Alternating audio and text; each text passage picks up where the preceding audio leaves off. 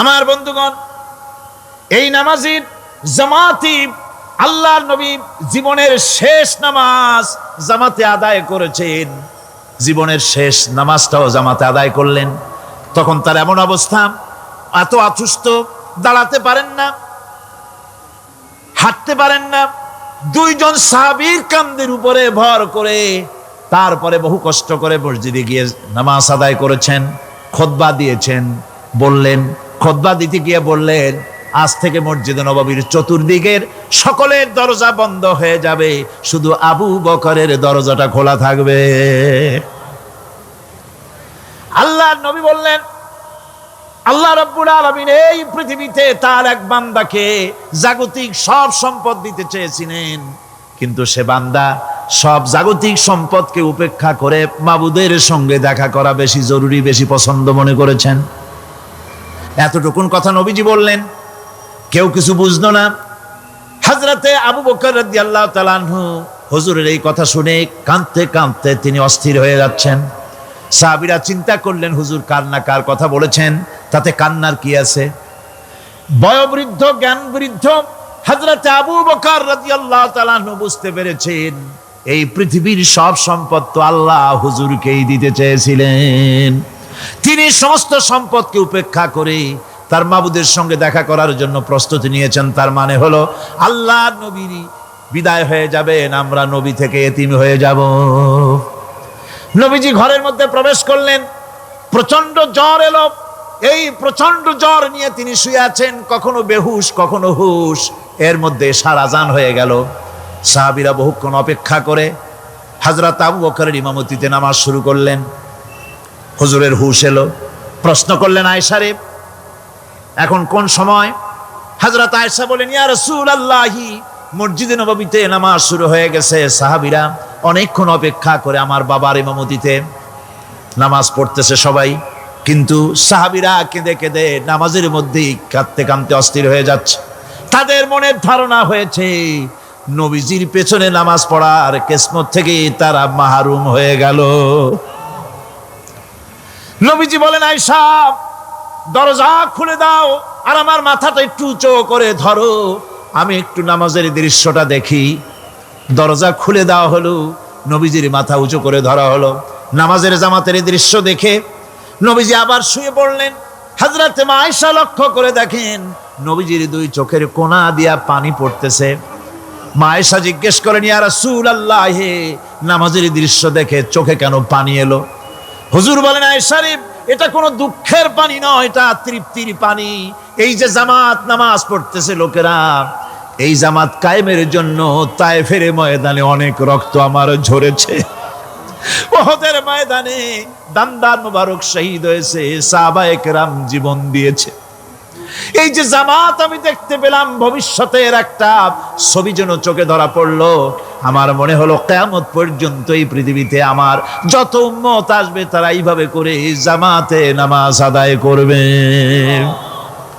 নবীজির মাথার কাছে মালাকুল মউত যখন এসে গেছেন, আমার ভাইরা, এই পৃথিবীতে যত নবীরা এসেছিলেন মৃত্যুর সময় সমস্ত নবীরা শেষ কথা যেটা বলেছেন, হাদিস, সমস্ত নবীরা উম্মতের জন্য মৃত্যুর মুহূর্তে শেষ কথা যেটা বলেছেন সেটা হলো আসসালাত, আসসালাত, নামাজ, নামাজ।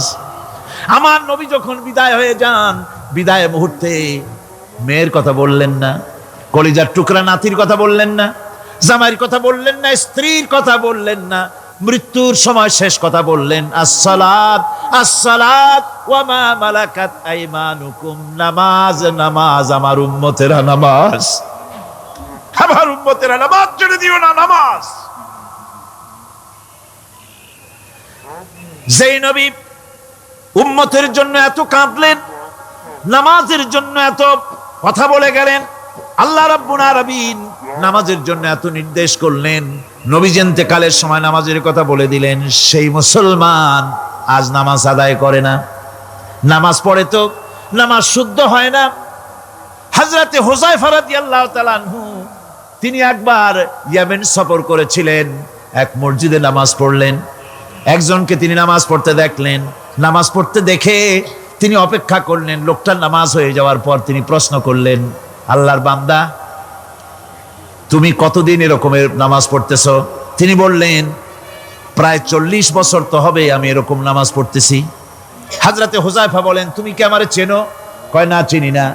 হযরত হুযায়ফা বললেন, আল্লাহর বান্দা শোনো, আমি হচ্ছি আল্লাহর নবী মুহাম্মদুর রাসূলুল্লাহ সাল্লাল্লাহু আলাইহি সাল্লামের সাহাবী হুযায়ফা। ও আল্লাহর বান্দা, তুমি যেভাবে নামাজ পড়েছো এইরকম যদি 40 বছর নামাজ পড়ে থাকো, আল্লাহর কসম করে বলি, নবীজি যে নামাজ শিখাইছেন তোমার সে নামাজ হয় নাই। রাসূলুল্লাহর নামাজ হয় নাই, নামাজ পড়লেই হবে না। রাসূলুল্লাহ বলেছেন, সাল্লু কামা রাআইতুমুনি উসাল্লি, নামাজ পড়ো সেইভাবে যেভাবে আমারে পড়তে দেখো। ভাইরা, রাসূল করিম সাল্লাল্লাহু আলাইহি ওয়াসাল্লামের যে নামাজ, হুজুর যেভাবে নামাজ পড়েছেন, হাদিসে যা পাওয়া যায়, হাদিসে বুখারীতে সব আছে, দেখে নেবেন, সেইভাবে নামাজটা আদায় করে নেবেন। কিয়ামতের দিন আল্লাহ রাব্বুল আলামিন সর্বপ্রথম বান্দাকে প্রশ্ন করবেন কি? বুখারী শরীফে এসেছে, আন আবি হুরায়রা রাদিয়াল্লাহু তাআলা قال سمعت رسول الله صلى الله عليه وسلم يقول إنما يحاسب به العبد يوم القيامة من عمله صلاته।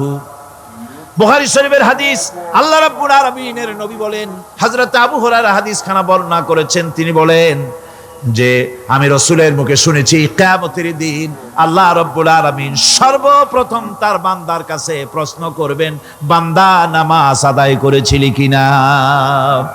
নামাজ সর্বপ্রথম প্রশ্ন। যেরকম সর্বপ্রথম প্রশ্নটা কি? নামাজ। এই নামাজ আপনার বাচ্চাদেরকে যখন 7 বছর বয়স হবে নামাজের হুকুম করবেন। 10 বছরে নামাজ না পড়লে প্রহার করতে বলা হয়েছে। নামাজের জন্য কড়াকড়ি করতে হবে। পুরুষ নারী মেয়েদের মাসের ভিতরে কখনো কখনো তাদের যে সমস্ত মাসলা মাসাইল আছে সেই অনুযায়ী কখনো তাদের ক্ষমা আছে, বাকি তাদের নামাজ পড়তে হবে। আর পুরুষের জন্য পাগল হয়ে যাওয়া, বেহুশ হয়ে যাওয়া ছাড়া নামাজ মাপ নাই, নামাজ পড়তেই হবে। এই যে নামাজ না হলে ঈমান থাকবে না, ঈমান নষ্ট হবে, কিয়ামতে জাহান্নামে যাওয়া লাগবে। এসব কথা শোনার পর আজকের তাফসীরুল কোরআন মাহফিলে আমরা কি ওয়াদা করতে পারি যে আমরা মালাকুল মউত যতক্ষণ পর্যন্ত আমাদের মাথার কাছে না আসবে নামাজ ছেড়ে দেব না? এই ওয়াদা কি করতে পারি? 2 হাত উঁচু করুন, বলেন, ইয়া আল্লাহ, আমি তোমার নামে শপথ করছি, যতদিন মালাকুল মউত আমার মাথার কাছে না আসতেছে ততদিন পর্যন্ত ফরজ নামাজ, ফরজ রোজা ছেড়ে দেব না। ইয়া আল্লাহ, মৃত্যু পর্যন্ত আমার এই ওয়াদা পালনের তৌফিক আমাকে দান করো, আমিন। আল্লাহ পাক আমাদের এই ওয়াদা মঞ্জুর করুন, জোরে কোন আমিন। কোন বিজ্ঞানী, বড় বড় বিজ্ঞানী, চিকিৎসা বিজ্ঞানী, এরা কিন্তু নাস্তিক হয় না। নাস্তিক হয় সাহিত্যিক আর দার্শনিক, এরাই নাস্তিক হয় বেশি। যারা বড় বড় বিজ্ঞানী আকাশ নিয়ে গবেষণা করে, জমিন নিয়ে গবেষণা করে, মানুষের হিউম্যান বডি এটা নিয়ে চিন্তা করে গবেষণা করে, আল্লাহরে না মানলো অন্তত চিন্তা করে নিশ্চয়ই এই সিস্টেমের পেছনে কোনো না কোনো মহাশক্তি কাজ করছে। যার কপাল ভালো সে তো ইসলাম কবুল করে, আর কপাল ভালো না হলে অন্তত দেয়ার ইজ নো গড এই কথা বলে না, মনে করে কোনো একটি স্পিরিট, কোনো একটি শক্তি এর পেছনে কাজ করছে। কেবলমাত্র শান্তিনিকেতনের মুরিদ যারা, ওইখানকার খলিফা যারা, এরকমের সাহিত্যিক, এরকমের দার্শনিক, ওরাই দুনিয়ার সব বোঝে, আল্লাহরে বোঝে না। এদের চোখ দিয়েছি, এরা দুনিয়ার সব সৌন্দর্য উপভোগ করে, কিন্তু আমাকে চিনতে চেষ্টা করে না। তারা আমার কিতাব দেখে না, আমার সৃষ্টি দেখে আমাকে অনুভব করতে চেষ্টা করে না। এদের কান দিয়েছি, সব শোনে, কিন্তু আমার হক কথা তাদের কর্ণকুহারের ভিতর থেকে কালবের মধ্যে প্রবেশ করে না। এদের কাল মরে গিয়েছে। এই জন্য কালব হচ্ছে আসল জিনিস। কবি বলছেন, मुझे ये डर है कि दिले जिंदा तू ना मर जाए, मुझे ये डर है कि दिले जिंदा तू ना मर जाए, कि जिंदगानी इबारत है तेरे जीने से। मुझे ये डर है कि दिले जिंदा तू ना मर जाए, আমার এই ভয় হয় হে আমার জীবিত আত্মা তোর জন্য মৃত্যু না হয়ে যায়, কারণ তোর বেঁচে থাকার অর্থই হলো আমার বেঁচে থাকা, আর তুই মরে যাওয়ার অর্থ হলো আমি মরে যাওয়া। যে যার বিবেক মারা গেছে তার বেঁচে থাকার কোনো লাভ নাই। বিবেক জাগ্রত সচেতন ওই সব মানুষের যারা আল্লাহ পাকের সৃষ্টি নৈপুণ্যতা দেখে মাথা সেজদায় অবনত করে দেয়। আল্লাহ পাক বলছেন কাল্ব দিলাম, গবেষণা করলো না, চোখ দিলাম দেখলো না, কান দিলাম শুনলো না, এদের অবস্থা কি? আল্লাহ রাব্বুল আলামিন বলেন উলাইকা কাল আনআম, এরা চতুষ্পদ জানোয়ারের মতো, এরা পশু। এরপরে আল্লাহ পাক বলছেন বালহুম আদাল, পশুর চাইতে নিকৃষ্ট। প্রিয় ভাই সব, জাহান্নাম বড় কঠিন জায়গা। হাসরবাসীরা জাহান্নামের গর্জন শুনতে পাবে। খুব কঠিন জায়গার দিকে আমরা প্রতি মুহূর্তে অগ্রসর হচ্ছি। আল্লাহ যেন জাহান্নাম থেকে আমাদেরকে রক্ষা করেন, আমরা বলি আমিন। কিয়ামতের ময়দানে জাহান্নামের গর্জন হাসরবাসীরা শুনতে পাবে। আল্লাহ রাব্বুল আলামিন বলেন ইদা উলকু ফিহা সামিউ লাহা শাহীকান ওয়া হিয়া তাফুর, যখন জাহান্নাম গর্জন করতে থাকবে, জাহান্নামের প্রচন্ড গর্জন, তাকাদু তামাইয়াজু মিনাল গায়ব, মনে হবে যেন জাহান্নাম গোসায় ফেটে পড়তে চাইছে। কুল্লামা উলকিয়া ফিহা ফাওজুন সাআলাহুম খাজানাতুহা আলাম ইয়াতিকুম নাযীর, যখন কোন দলকে জাহান্নামের কাছে নিয়ে যাওয়া হবে, জাহান্নামের দ্বার রক্ষী বলবে কেন জাহান্নামে আসলি? এই কঠিন জাহান্নামের পরিণতি সম্পর্কে কেউ কি তোমাদেরকে কিছুই শোনায় নাই? কোন সতর্ককারী কি তোমাদের কাছে আসে নাই? জাহান্নামীরা বলবে ক্বালু বালা ক্বাদ জাআনা নাযীর, হ্যাঁ আমাদের কাছে সতর্ককারী এসেছিল। ফাকাযযাবনা ওয়া কুলনা মা নাযালাল্লাহু মিন শাই, আমরা সতর্ককারী আমাদেরকে জাহান্নামের কথা বলেছেন, জান্নাতের কথা বলেছেন, আমরা এটাকে মিথ্যা মনে করেছি আর মনে করেছি আল্লাহ সব কিছুই নাজিল করে নাই। জাহান্নামীরা আফসোস করে বলবে ওয়াকালু লাউ কুন্না নাসমাউ আও নাআকিলু মা কুন্না ফি আসহাবিস সাঈর, আরে যদি শুনতাম, নাসমাউ মানি মানতাম, যদি মানতাম, আলেমেরা যা বলেছিলেন কোরআন থেকে হাদিস থেকে, নবীরা যা বলেছিলেন, যদি মানতাম আর যদি বুঝতাম, আমল করতাম, আজকে জাহান্নামের কঠিন শাস্তির মুখোমুখি আমাদেরকে হতে হতো না। প্রিয় ভাই সব, জাহান্নাম বড় কঠিন জায়গা হবে। এই জাহান্নামে কারো মৃত্যু হবে না। এই পৃথিবীতে রোগ হোক, যত বড় মারাত্মক রোগ হোক, একদিন রোগী জরাজীর্ণ হয়ে ক্লান্তি হয়ে মৃত্যু হয়ে যাবে ঠিক, কিন্তু মানুষ যখন জাহান্নামে চলে যাবে, মৃত্যু যতই কামনা করুক না কোনো মৃত্যু আর আসবে না।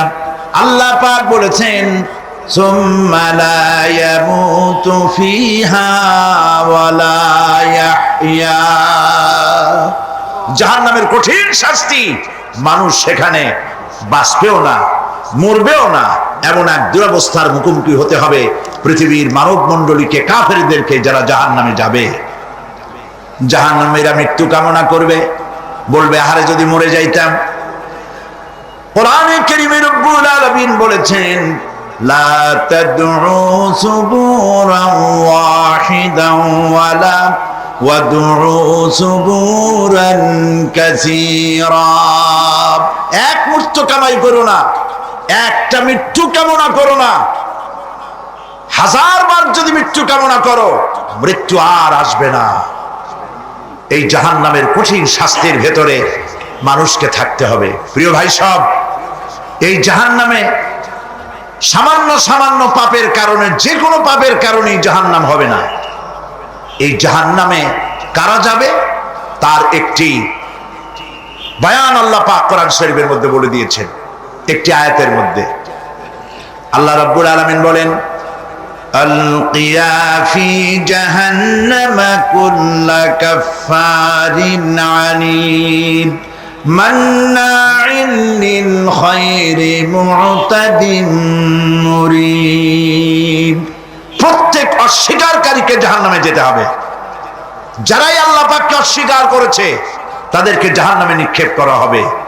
যে সত্যের পথে প্রতিবন্ধকতার সৃষ্টি করেছে, ইসলামী আন্দোলনের সামনে বাধার সৃষ্টি করেছে, আর আল্লাহ পাকের সীমা লঙ্ঘন করেছে, দ্বীনের প্রতি সন্দেহ পোষণ করেছে, আর আল্লাহর সাথে শিরক করেছে, তাদের সকলকেই জাহান্নামে যেতে হবে।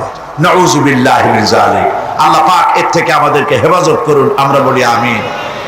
প্রিয় ভাই সব, নবী রাসূলগণ তারা এই পৃথিবীতে আল্লাহর দেওয়া জীবন বিধান নিয়ে এসেছিলেন। একে অস্বীকার যারা করবে তাদেরকে কিয়ামতে জাহান্নামে নিক্ষেপ করা হবে। প্রতি মুহূর্তে আল্লাহর রহমতের উপরে বেঁচে থেকে যারা আল্লাহ পাকের কৃতজ্ঞতা স্বীকার করবে না তাদেরকেও জাহান্নামে যেতে হবে। কোরআনে কারিমে আল্লাহ পাক বলেছেন, লা ইন শাকারতুম লা আযীদান্নাকুম ওয়া লা ইন কাফারতুম ইন্না আযাবি লাশাদীদ। আমার নিয়ামতের কৃতজ্ঞতা যারা স্বীকার করবে, আমার নিয়ামতের শুকর যারা আদায় করবে, আমি তাদের নিয়ামতকে বাড়ায় দেব। আর যারা অস্বীকার করবে, শুকর আদায় করবে না, তাদের জন্য শাস্তি দেওয়া হবে। এই জন্য আল্লাহ পাকের নিয়ামতের শুকরিয়া আদায় করতে হবে। 2 নম্বরে আল্লাহ পাকের হুকুম আহকাম মেনে জীবন পরিচালনা করতে হবে। নবীরা আল্লাহ পাকের পক্ষ থেকে যে দ্বীন নিয়ে এসেছেন ওই দ্বীনের আনুগত্য করতে হবে, বিরোধিতা করা যাবে না। যারা ইসলামী আন্দোলনের বিরোধিতা করবে, আল্লাহর দ্বীন প্রতিষ্ঠার পথে যারাই বিরোধিতা করবে, জায়গা হবে কোথায়? জাহান্নাম। ভাই সব, জাহান্নাম বড় কঠিন হবে। সেদিন কেউ সুপারিশ করবে না, কোনো উপায় থাকবে না। কিয়ামতের ময়দানে আমলনামা ছেড়ে দেওয়া হবে। জাহান্নামীদের আমলনামা পেছন থেকে বাঁ হাতে আসবে। কোরআনে কারিমে আল্লাহ পাক বলেন, ওয়া আম্মা মান উতিয়া কিতাবাহু বিশিমালিহি ফায়াকুলু ইয়া লাইতানি লাম উতা কিতাবিয়া। পেছন থেকে বাম হাতে যার আমলনামা আসবে, সে বলবে, আরে আমারে যদি কিতাবটা, আমার যদি আমলনামা না দেওয়াই হতো কত না ভালো হতো, আমার যদি হিসাব না নেওয়া হইতো কত ভালো হতো। ওয়ালাম আদরি মা হিসাবিয়া ইয়া লাইতাহা কানাতিল কাদিয়া। আমার হিসাব যদি আমি আদৌ না জানতাম তাহলে কতই না ভালো হতো। হায়, আমার মৃত্যু যদি দুনিয়ায় শেষ হয়ে যেত, আর যদি এই ময়দানে ওঠা না লাগতো। মা আগনা আন্নি মালিয়া হালাকা আন্নি সুলতানিয়া। আজ আমার অর্থ সম্পদ কোনো কাজে লাগলো না, আমার ক্ষমতা প্রতিপত্তি কোনো কাজে লাগলো না। বড় বড় বাদশা, বড় বড় প্রেসিডেন্ট, প্রধানমন্ত্রী কিয়ামতে এতিমের মতো দাঁড়ায় থাকবে, বলবে আমার দলবল কই, যারা সেলুট দিত তারা কই, টাকা কই, পয়সা কই, বিষয় কই, সম্পত্তি কই, কিচ্ছু পাবে না। প্রিয় ভাই সব, এই পৃথিবীতে ক্ষমতা যতদিন থাকে পুলিশ সেলুট মারে, আর্মি স্যালুট মারে। আমল যদি খারাপ হয় ফেরেশতা যে কি দিয়া মারবে চিন্তাই করতে পারেন। আমি লক্ষ্য করেছি পুলিশ, বিডিআর, আর্মি যখন স্যালুট দেয় দুই রকম মারে, হাত দিয়া মারে আর বুট পায় আছে এক জুতা আর এক জুতার সাথে ঠাস করে আরেকটা লাগায়। আমি চিন্তা করছি দুইটা দেয় কেন? হাত দিয়েও দিল, পাও দিয়েও দিল, অর্থ কি? অর্থ পরিষ্কার। সরকারের মন্ত্রী, সরকারের লোক, আপনি আমার স্যালুট পাইতে পারেন, ব্রিটিশ নিয়মে মারলো হাত দিয়া, আর একটা ইশারা দিয়া দিল, মারে হতি ইশারা। সরকারে থাইকা যদি জনগণের সর্বনাশ করেন, মুসলমান দেশের তথ্য পাচার করে মুসলিম দেশের স্বাধীনতা যদি হরণ করতে চান, আর যদি ধরা পড়েন, তাহলে হাত দিয়া না ওইটা দিয়ে মারবো।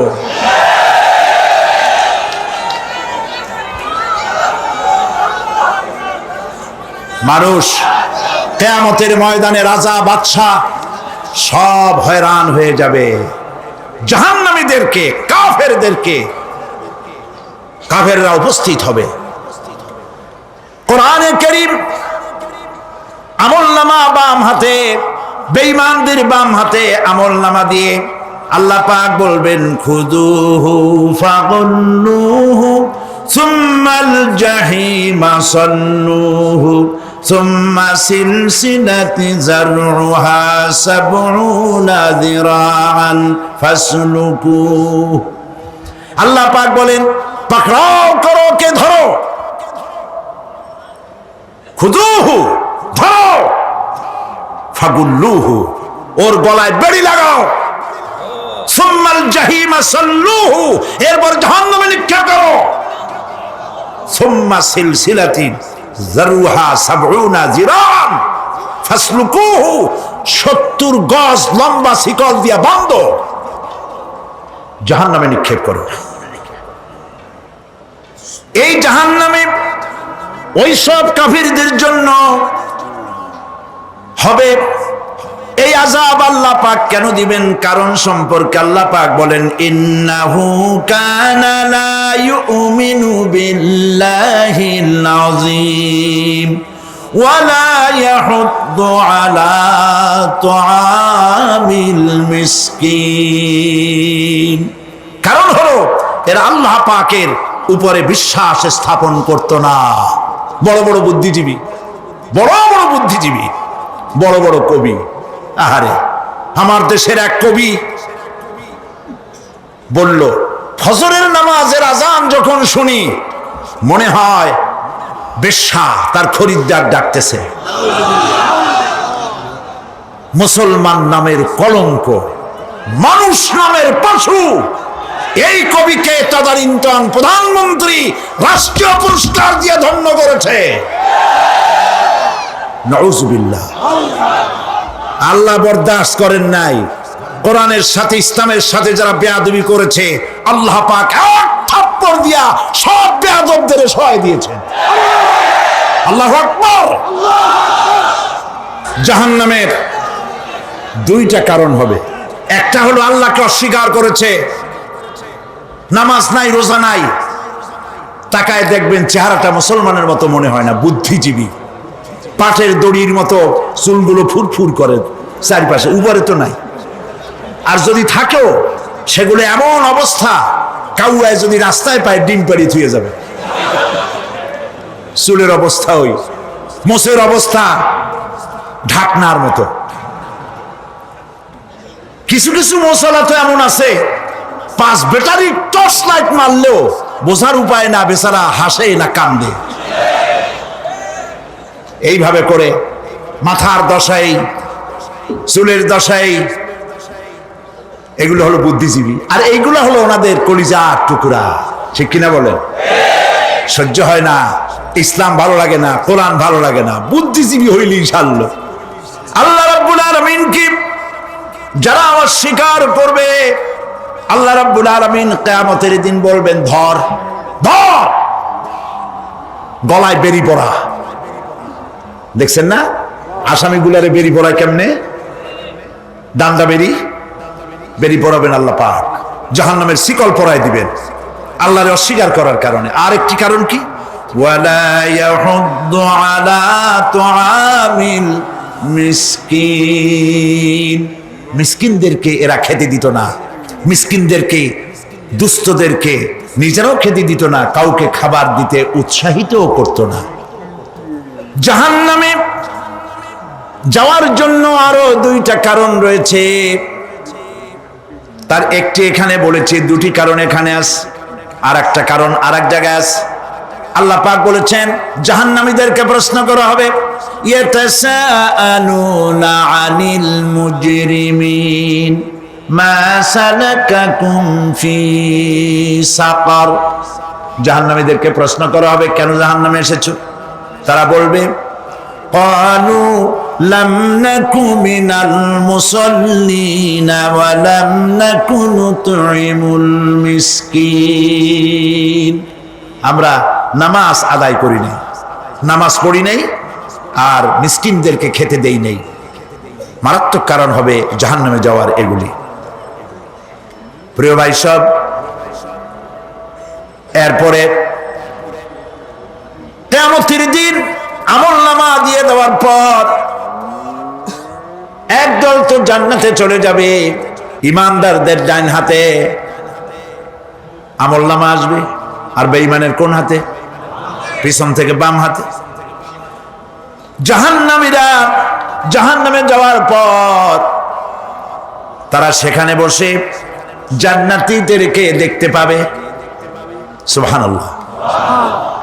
জান্নাতের দিকে তাকিয়ে তারা লক্ষ্য করে দেখবে যাদেরকে গালাগালি করেছিল মৌলবাদী বলে, যাদেরকে মারধর করেছিল, যাদেরকে ধর্মান্ধ বলা হয়েছিল, সেই লোকগুলি তো ওই জান্নাতে দেখা যায়। পানির পিপাসায়, ক্ষুধার যন্ত্রণায় অস্থির হয়ে তখন জাহান্নামীরা বলবে ওয়ানাদা আসহাবুন নারি আসহাবাল জান্নাতি আন আফিদু আলাইনা মিনাল মা। জাহান্নামীরা রাগ দিয়া বলবে, ও জান্নাতি ভাইরা, ক্ষুধায় মরে গেলাম, পিপাসায় মরে গেলাম, তোমরা যে পানি পান করো জান্নাতের ভিতরে, একটু পানি আমাদের দিকে ঢেলে দাও। আও মিম্মা রাযাকাকুমুল্লাহ, একটু পানি দাও, অথবা আল্লাহ পাক তোমাদেরকে যে রিজিক দান করেছে একটু খাদ্য আমাদের দিকে নিক্ষেপ করে দাও, একটু খাইয়া বাসি। আল্লাহ রাব্বুল আলামিন বলেন, জান্নাতি লোকেরা তখন বলবে ক্বালু ইন্নাল্লাহা হারামাহুমা আলাল কাফিরিন। কাফিরদের জন্য আল্লাহ রাব্বুল আলামিন জান্নাতের নাজ এবং নিয়ামত, খাদ্য এবং পানীয় সব হারাম করে দিয়েছেন আল্লাহ পাক। বেহেশতি লোকেরা জাহান্নামীদেরকে ডেকে বলবি ওয়ানাদা আসহাবুল জান্নাতি আসহাবান নারি আন ক্বাদ ওয়াজাদনা মা ওয়া'আদানা রাব্বুনা হাক্কান। জান্নাতীরা বলবে, ও জাহান্নামী ভাইরা, তোমাদের সাথে আল্লাহ পাক যে ওয়াদা করেছিলেন সেই ওয়াদা তোমরা কি ঠিক মতো পেয়েছো? তার মানে হচ্ছে আল্লাহর ওয়াদা ছিল নেক কাজ করলে জান্নাতে যাবে, আর আল্লাহর দ্বীনের সঙ্গে বিরোধিতা করলে, আল্লাহর সাথে নাফরমানি করলে জাহান্নামে যাবে। নামাজ আদায় না করলে, জিনা ব্যভিচার করলে, ইসলামের পক্ষে না থেকে বিপক্ষে থেকে শত্রুতা করলে জাহান্নামে যাবে। আল্লাহর এই ওয়াদাগুলি ঠিক মতো পাইছো কিনা? আজ তোমরা জাহান্নামে গিয়েছো। তারা বলবে, হ্যাঁ, আমাদের আল্লাহ পাক যে ওয়াদা করেছিলেন সেই ওয়াদা অনুযায়ী আমরা আজকে বিপদে পড়েছি। আমরা আমল না করার কারণে, উল্টা কাজ করার কারণে আজ আমাদের এই দুরবস্থা হয়েছে। জাহান্নামীরা এক দল আরেক দলের সঙ্গে অভিশাপ দেবে, এক দল আরেক দলকে অভিশাপ দেবে। তারা একে অপরের বিরুদ্ধে অভিশাপ দিতে থাকবে। সেখানে কর্মী আর নেতাদের সাথে দেখা হয়ে যাবে।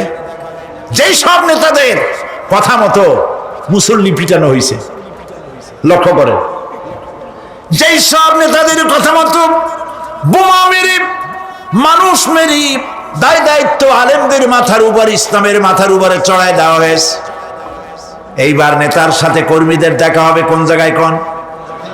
কোন জায়গায় দেখা হবে? দেখা যখন হয়ে যাবে, কর্মীরা সেখানে নেতাদেরকে অভিশাপ দিয়ে বলবে, ওয়াকালু রব্বানা ইন্না আতা'না সাদাতানা ওয়া কুবারা'না ফাআযাল্লুনা সাবিলা। এরা বলবে আল্লাহর কাছে, রব্বুল আলামিন, এই নেতারা আমাদেরকে বিভ্রান্ত করেছে, তাদের কথা অনুযায়ী চলেছিলাম, ওরা আমাদেরকে যা যা করেছে তাই বলেছি, আমরা মানুষ মেরেছি, আলেমদেরকে মেরেছি, আর নিজেরা ঘটনা ঘটাইয়া ইসলামের উপরে চাপাই দিয়েছি এই নেতাদের কথা মতো। কর্মীরা বলবি, রব্বানা আতিহিম দি'ফাইনি মিনাল আযাবি ওয়ালআনহুম লা'নান কাবীরা। হায় আল্লাহ, আজকে আমরা যে শাস্তি পাচ্ছি এর থেকে ডবল শাস্তি আমাদের নেতাদেরকে দাও। নেতাগুলো আসে, লম্বা লম্বা বক্তৃতা করে যায়। কোন নেতা বলে, আমার কর্মীরা খবরদার, নামাজ ছেড়ো না বাবারা, নামাজ পড়ো, কোরআন শরীফ পড়ো, হাদিস শরীফ পড়ো, ইসলাম অনুযায়ী চলো। বলে বলে বলে না, বলবে না, বললে তো খুব খারাপ, মৌলবাদী মৌলবাদী হয়ে যাবে, স্বাধীনতা বিরোধী, ইসলামের কথা বলছে, মুখে দাড়ি, নাউজুবিল্লাহ, বলেন নাউজুবিল্লাহ। সেই সময় অর্ডার প্রাপ্ত জাহান্নামীরা বলবে, وقال الذين كفروا ربنا أرنا الذين أضلانا من الجن والإنس। কাফেররা তারা বলবে, আয় আল্লাহ, কে আমাদেরকে গোমরাহ করেছিল, তোমার দ্বীনের রাস্তা থেকে কারা সরায় দিয়েছিল, জেনেদের মধ্যে, মানুষের মধ্যে একটু দেখায় দাও। আরেনাল লাদাইনে আদাল্লানা, গোমরাহ করেছিল কারা, একটু দেখায় দাও। নাজআলহুমা তাহতা আকদামিনা লিয়াকুনা মিনাল আসফালিন। আমরা তাদেরকে আজকে পদদলিত করব, পদদলিত করব, পায়ের নিচে রাখবো। সেদিন কর্মীরা নেতাদের সম্পর্কে এই কথা বলবে। প্রিয় ভাই সব, সেই কিয়ামতের ময়দানে কেউ কারো কোনো উপকার করতে পারবে না, নেতাও পারবে না কর্মীর উপকার করতে, আর কর্মীরাও তো পারবেই না। এই জাহান্নামের ভিতরে নেতা কর্মীদের কথোপকথনের মধ্যেই শয়তানের সঙ্গে দেখা হয়ে যাবে। কার সাথে দেখা হবে? শয়তানের সাথে। এই যে কথাগুলি আমি বলছি, এগুলি গল্প, আমার বানানো কথা? চিল্লায় বলুন, কার কথা? প্রিয় ভাই সব, কান লাগায় শোনেন, ফায়দা হবে। আল্লাহ যেন আমাদের ফায়দা দেন, বলি আমিন। ভাইয়েরা আমার, এখন তো শয়তান দেখা যায় না, দেখা যায়? এখন দেখা যায় না, দেখলেও বোঝা যায় না কি কায়দায় কোন শয়তান আসছে, বুঝবার উপায় নাই। জাহান্নামের মধ্যে শয়তানের সাথে দেখা হয়ে যাবে। শয়তানের কথা মানুষেরা শোনে, গুনাহ করে নিজে। কবি বলেছেন, क्या हंसी आती है मुझे हजरत इंसान पर, क्या हंसी आती है मुझे हजरत इंसान पर, फेल बत्तू खुद करे और लानत करे शैतान पर। খারাপ কাজ নিজে করে দোষ দেয় শয়তানের। আসলে শয়তান তো প্ররোচনা দেয়। জাহান্নামের মধ্যে শয়তানের সাথে দেখা হয়ে যাবে। শয়তানকে যখন সবাই অভিযুক্ত করবে, তোর কারণেই তো জাহান্নামে এলাম, শয়তান তখন বলবে, ওয়াকালা শাইতানু লাম্মা কুদিয়াল আমরু ইন্নাল্লাহা ওয়াদাকুম ওয়াদাল হক ওয়া ওয়া'আদতুকুম ফাখলাফতুকুম। শয়তান বলবে আল্লাহ তোমাদেরকে সত্য প্রতিশ্রুতি দিয়েছিলেন, আমারে দোষ দিয়া লাভ নাই, আমারে দোষ দিয়া লাভ নাই। আল্লাহ পাক সত্য ওয়াদা করেছিলেন, তিনি ওয়াদা করেছিলেন তার কথা যদি শোনো, নামাজ যদি আদায় করো, জেনা যদি না করো, মদ জিয়া যদি না খেলো, সুদ ঘুষ যদি না খাও, আল্লাহ জান্নাত দান করবে। এটা ছিল তার ওয়াদা। আল্লাহ তার ওয়াদা পালন করে যারা তার হুকুম মেনে চলেছে তাদেরকে জান্নাত দান করেছেন। আর আমার ওয়াদা ছিল ভিন্ন। আমি ওয়াদা করেছিলাম এই ড্রিঙ্ক আর বিমেরি খাওয়ার ফুর্তি করো, দুনিয়াটা মস্ত বড়, দুনিয়া কা মজা লে লো, দুনিয়া তোমারি হ্যায়। শয়তানের কথা। কার কথা? শয়তানের কথা। শয়তানের কথা মতো শয়তান বলল, আমি বললাম পরকাল নাই, দেয়ার ইজ নো গড। বুদ্ধিজীবী মার্কা কথা। শ্রেষ্ঠ বুদ্ধিজীবী কে? চিল্লায় কোন? আমি অনেকগুলো ওয়াদা করছিলাম, এইটা নাই সেইটা নাই, আল্লাহ রসুলের কথা মানা মনার দরকার নাই। এমনি করে আল্লাহ যে ওয়াদা করেছিলেন সমস্ত ওয়াদা তিনি পালন করেছেন, আর আমি যে ওয়াদা করেছিলাম আজ আমি খেলাপ করলাম।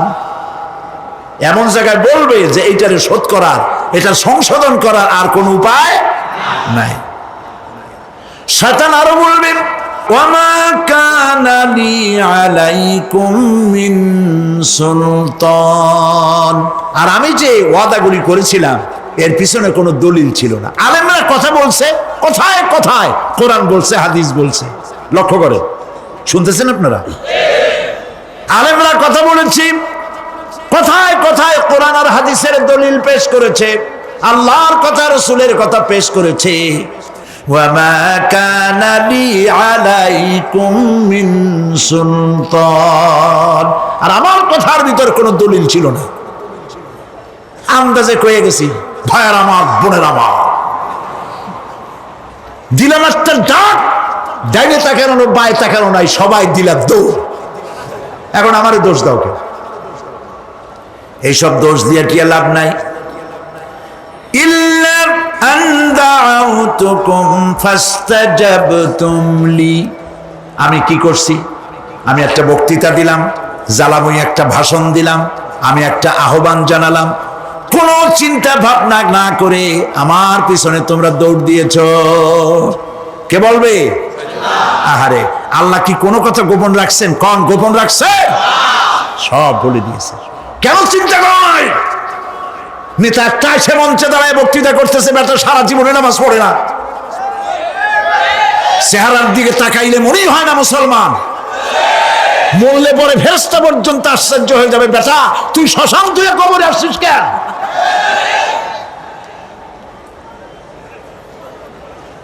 এগুলোর পিছনে দৌড়েছে তোমার ভাই, আমার ভাই, উল্লুক ভাই, ভাল্লুক ভাই। আজিব আজিব। কার পেছনে দৌড়াও? তুমি একটু চিন্তা করে দেখবে না কোন বেটার পিছনে দৌড়াই?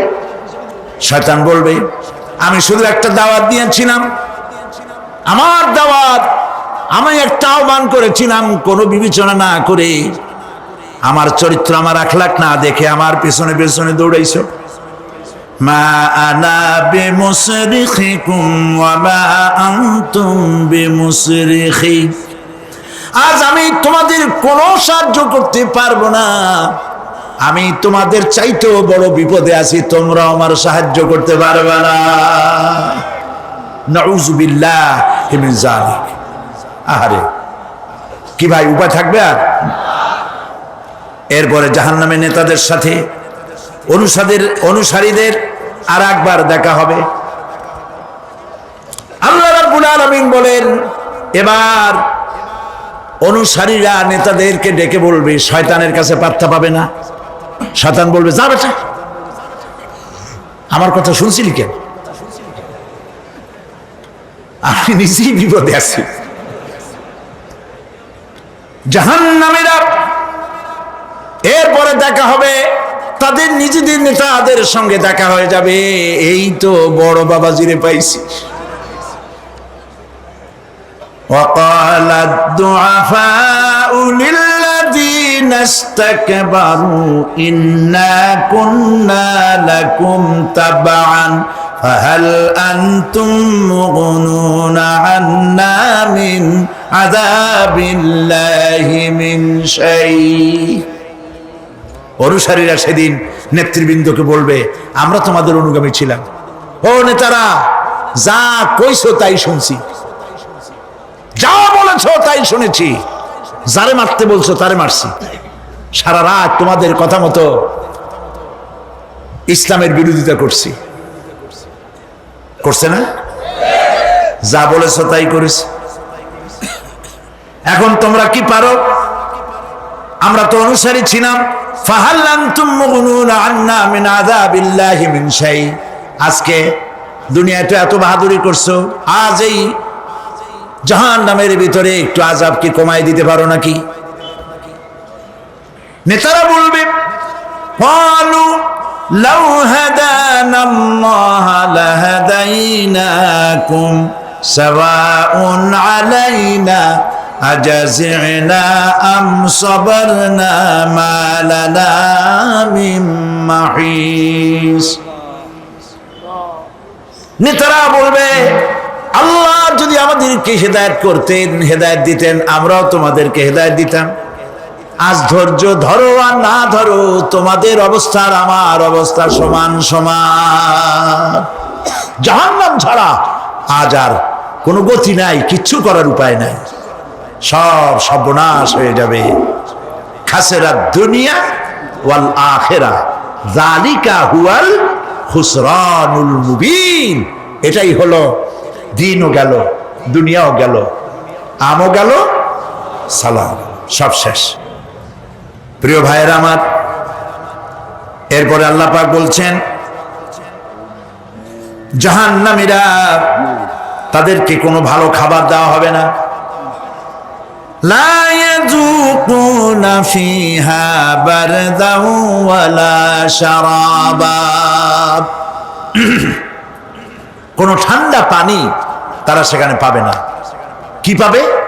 টকবগে উত্তপ্ত গরম পানি। আর ঘা হইলে, শরীরে ঘা হলে তার থেকে কি বের হয়? পুজ, ক্ষতের ক্ষরণ পুজ আর টকবগে গরম পানি, এগুলি দেওয়া হবে। নাউযু বিল্লাহি মিন যালিক। ভাইরা আমার, আল্লাহ পাক কোরআনে কারীমের মধ্যে বলেন তুসকা মিন আইনিন আনিয়া লাইসা লাহুম তাআমুন ইল্লা মিন দারি'in লা ইউসমিনু ওয়া লা ইউগনি মিন জু'। টকবগে ফুটন্ত পানি তাদেরকে পান করানো হবে, কাঁটা যুক্ত ঘাস খেতে দেওয়া হবে।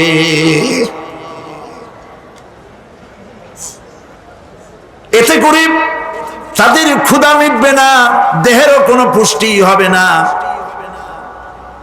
ক্ষুধাও নিবৃত্ত হবে না। এরপরে তাদেরকে জাহান্নামের আগুন দিয়ে তাদের পোশাক বানানো হবে। নাউযুবিল্লাহ। জাহান্নামের পোশাক পরিয়ে দেওয়ার কারণে আল্লাহ পাক বলছেন শরীরটা পুড়ে ঝলসে যাবে। কুল্লামা নাদিজাত জুলুদুহুম বাদদালনাহুম জুলুদান গায়রাহা লিয়াযুকুল আযাব। চামড়া পুড়ে শেষ হয়ে যাবে, আবার নতুন করে চামড়া পরানো হবে, যাতে করে শাস্তির তীব্রতা অনুভব করতে পারে। জাহান্নামের আযাব সহ্য করতে না পেরে জাহান্নামীরা সব কিছুর বিনিময় জাহান্নাম থেকে মুক্তি চাইবে। ইয়াওয়াদ্দুল মুজরিমু লাউ ইয়াফতাদি মিন আযাবিন ইয়াওমাইযিন বিবানিহি ওয়া সাহিবাতিহি ওয়া আখিহি। সেদিন অপরাধীগণ চাইবে তার স্ত্রী, তার আত্মীয় স্বজন, ভাই বোন, সাহায্যকারী, নিকটবর্তী পরিবার, সকলের বিনিময়, এমনকি ওয়ামান ফিল আরদি জামিআন, পৃথিবীর সব কিছু যদি তাকে দেওয়া হয়, তার বিনিময়ে সে জাহান্নাম থেকে মুক্তি পাওয়ার জন্য কাকুতি করবে, আপত্তি করবে, বাঁচার চেষ্টা করবে। কিন্তু আল্লাহ রাব্বুল আলামিন পরিষ্কার করে বলেছেন জাহান্নাম থেকে কাফেরদের মুক্তির কোনো উপায় নাই। খালিদিনা ফিহা আবাদান, চিরকালের জন্য তাদেরকে জাহান্নামে থাকতে হবে। এই জাহান্নামের কঠিন শাস্তি থেকে বাঁচার জন্য আল্লাহ রাব্বুল আলামিন কোরআনে কারীমের মধ্যে বলেছেন ইয়া আইয়ুহাল্লাযীনা আমানু কু আনফুসাকুম ওয়া আহলিকুম নারা, হে বিশ্বাসীরা জাহান্নামের আগুন থেকে নিজেকে বাঁচাও এবং পরিবারের লোকদেরকে বাঁচাও। বড় কঠিন জায়গা। পড়েন আমার সাথে, আল্লাহুম্মা আজিরনা মিনান নার। সবাই পড়েন, আল্লাহুম্মা আজিরনা মিনান নার। আল্লাহ তাআলা জাহান্নাম থেকে আমাদেরকে মুক্তি দাও। জোরে বলেন আমিন। নবী করিম সাল্লাল্লাহু আলাইহি ওয়াসাল্লাম বলেছেন মাগরিবের পরে 7 বার, ফজরের পরে 7 বার আল্লাহুম্মা আজিরনা মিনান নার পড়বেন, আল্লাহ পাক জাহান্নাম থেকে মুক্তি দিবেন। তবে হ্যাঁ, খালি এই আজিরনা মিনান নার বললেই যে জাহান্নাম থেকে মুক্তি হবে তা না। জাহান্নামে যাওয়া লাগে যেসব কাজ করলে সেই সব কাজ থেকে নিজে বাঁচো, আহল আয়াল রে বাঁচাও। নিজেও জাহান্নাম থেকে বাঁচার চেষ্টা করলাম না, সন্তানদেরকে জাহান্নাম থেকে বাঁচাবার জন্য চেষ্টা করলাম না, আল্লাহর কাছে মহা মুসিবতে পড়ে যাব। সেই জন্য আল্লাহ পাক বলছেন ইন্নাহুম কানু লা ইয়ারজুনা হিসাবা, এই লোকগুলি হিসাব নিকাশ যে দেওয়া লাগবে কিয়ামতের ময়দানে এটা তারা আশাই করতো না, বিশ্বাসও করতো না যে হিসাব নিকাশ হবে কিয়ামতে। আল্লাহ পাক বলেন ইন্নাল্লাযীনা কাযযাবু বিআয়াতিনা ওয়াস্তাকবারু আনহা লা তুফাত্তাহু লাহুম আবওয়াবাস সামাই ওয়ালা ইয়াদখুলুনাল জান্নাতা হাত্তা ইয়ালিজাল জামালু ফি সাম্মিল খিয়াত। আল্লাহ পাক বলছেন যারা আমার আয়াতকে অস্বীকার করেছে, মিথ্যা মনে করেছে এবং অহংকার করেছে, আমাকে অমান্য করেছে, এই সমস্ত লোকগুলি, তাদের জন্য আকাশের দরজা খোলা হবে না, আর তাদের জন্য তারা জান্নাতেও যেতে পারবে না। একটি সূচের ছিদ্র পথে উষ্ট্র গমন করা সম্ভব, কথা বুঝতে পারছেন? সুয়ের ছিদ্র দিয়া একটা উট গমন করা সম্ভব, কিন্তু এই সমস্ত মানুষগুলি জান্নাতে যাওয়া এর থেকে অসম্ভব। কোনদিন এরা জান্নাতে যেতে পারবে না। ওয়া কুল্লা শাইইন আহসাইনাহু কিতাবা, আর আমি সমস্ত কাজগুলি, ওরা মনে করেছিল যে আমি বুঝি তাদের হিসাব নিকাশ রাখতেছি না, আমি গুইনা প্রত্যেকটি জিনিস হিসাব করে একটি কিতাবের মধ্যে লিপিবদ্ধ করে রেখেছিলাম। সুবহানাল্লাহ। প্রিয় ভাইয়েরা, আল্লাহ পাক আমাদের সঙ্গে ফেরেশতা দিয়েছেন।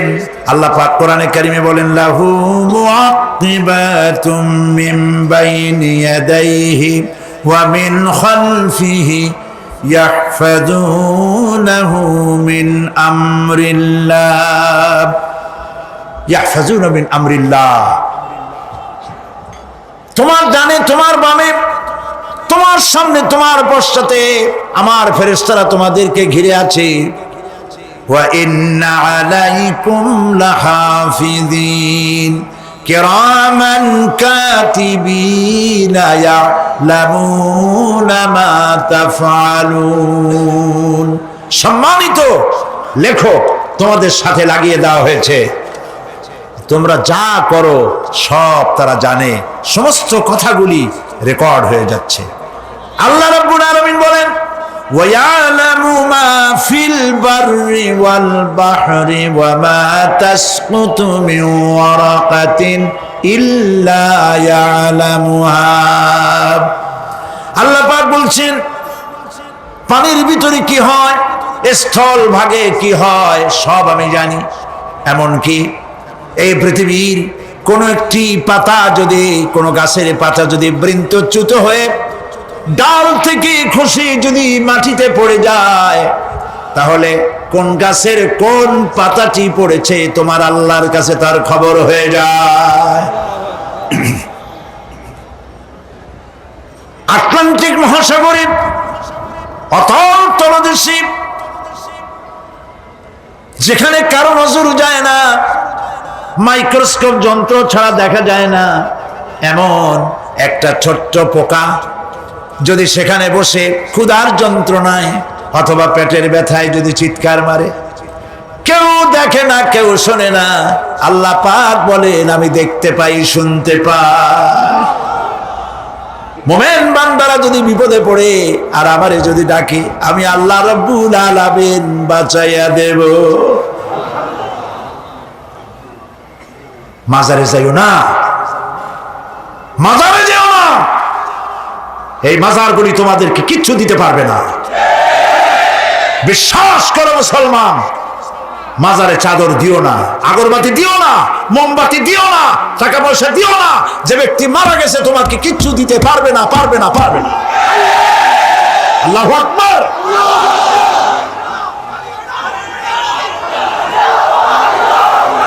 প্রিয় ভাই সব, আল্লাহর ওলিদের মাজার সংরক্ষিত থাকবে, আল্লাহর ওলিদের মাজার সংরক্ষিত থাকবে।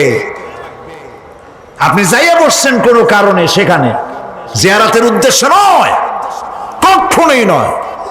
যে বসছেন সিলেটে, এখন শাহজালাল রহমতুল্লাহ আলাইহির মাজার জিয়ারত করতে পারেন, কিন্তু নিয়ত করে যাইতে পারবেন না, রাসূলুল্লাহ নিষেধ করেছেন।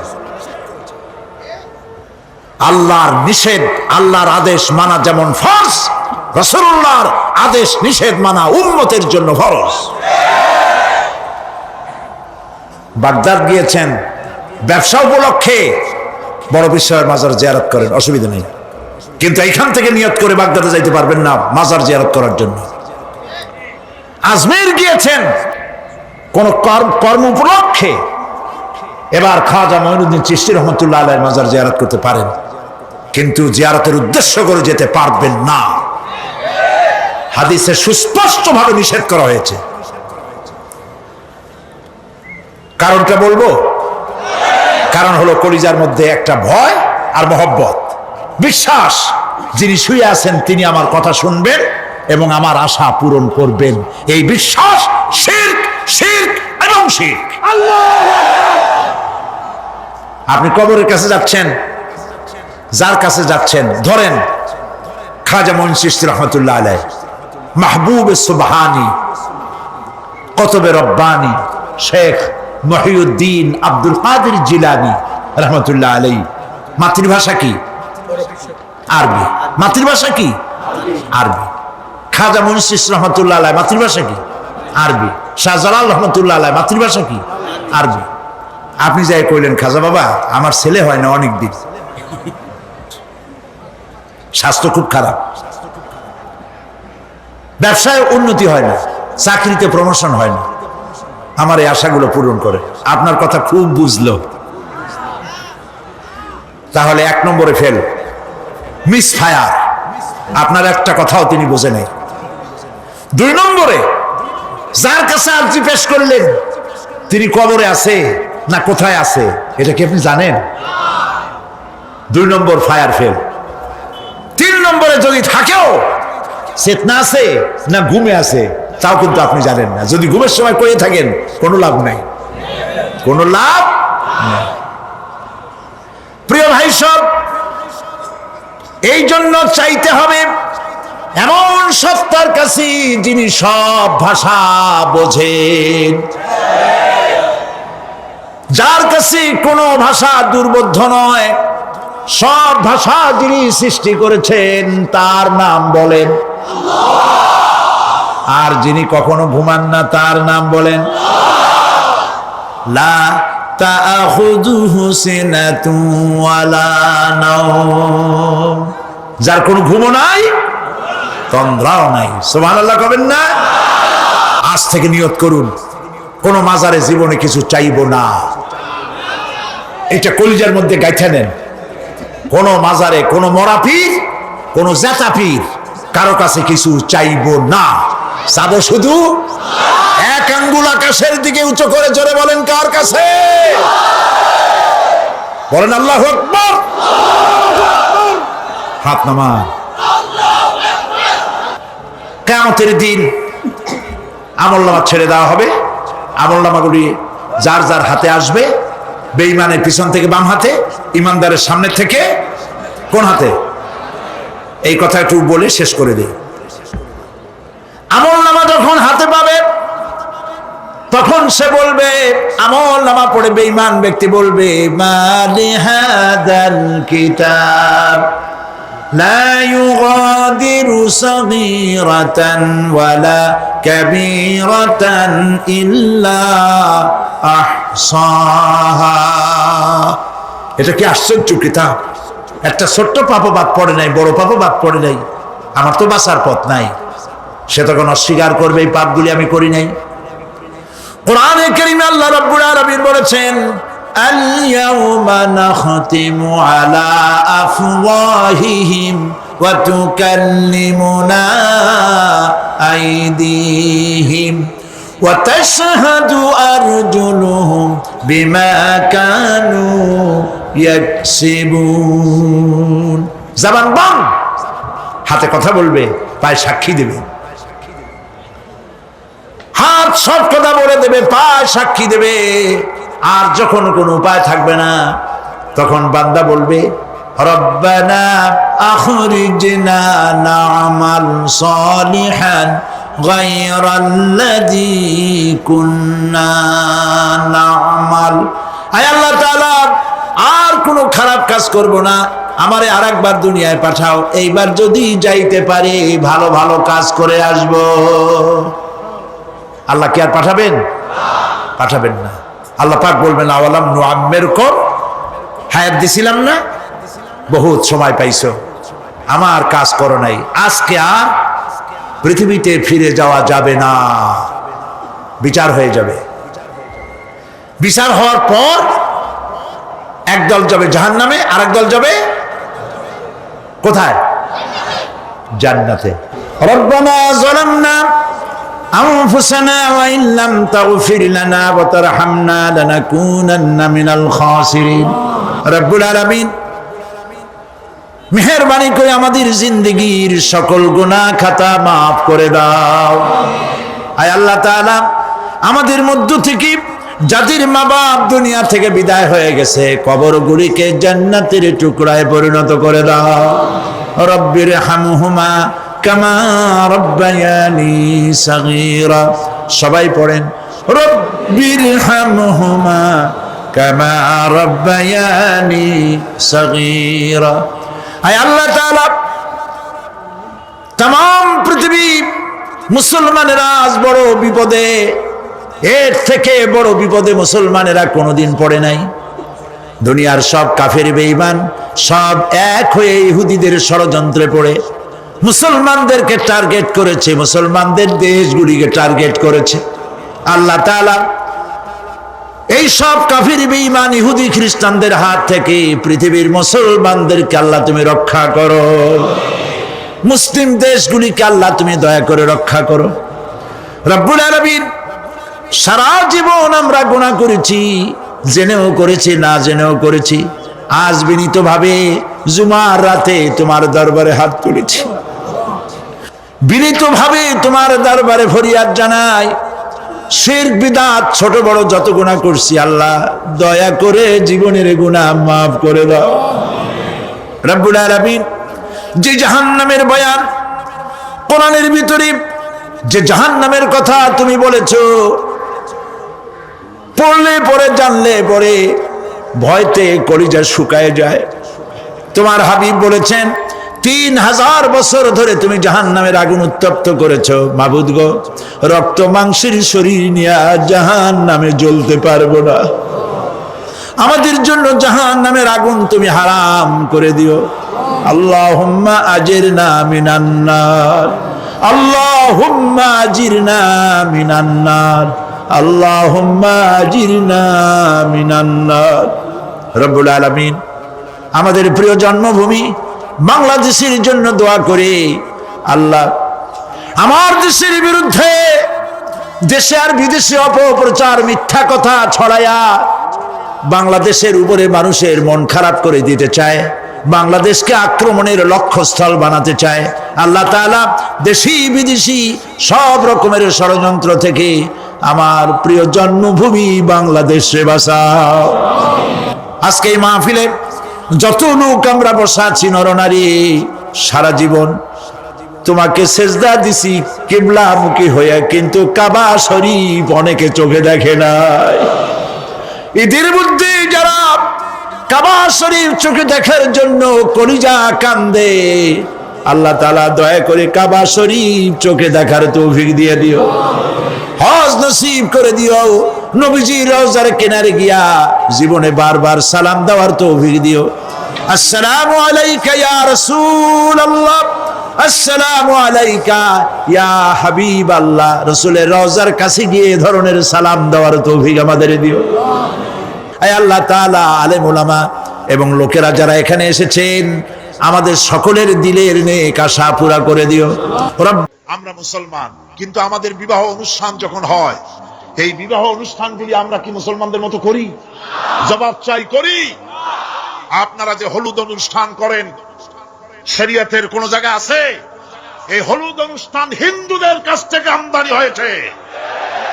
একটা হলুদ অনুষ্ঠানে যা খরচ হয় তা দিয়ে 6টা বিয়ে করানো যায়। সুতরাং আজ থেকে তওবা করুন, আমরা আর হলুদ অনুষ্ঠান করব না। রাজি আছেন? রাজি আছেন? বিবাহের নামে অপসংস্কৃতির জায়গা আমরা করে দিতে পারি না। যৌতুক যেমন হারাম, গত মাহফিলে বলেছি, মনে আছে না? মনে আছে কিনা? যৌতুক যেমন হারাম। যৌতুক কি আপনারা নেবেন নাকি? মেয়েওয়ালাদের উপরে চাপ সৃষ্টি করবেন না, জায়েজ নাই। মেয়েওয়ালারা যদি ইচ্ছে করে কিছু দেয়, নিবেন।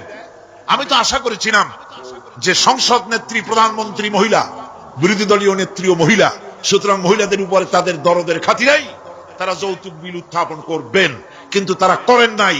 তাদের উচিত ছিল যৌতুককে ঝাঁটা মেরে বঙ্গোপসাগরে ফেলে দেওয়া, ওনারা তা করেন নাই। কিন্তু আমি ইনশাআল্লাহ সংসদে যৌতুক বিল জমা দেব ইনশাআল্লাহ।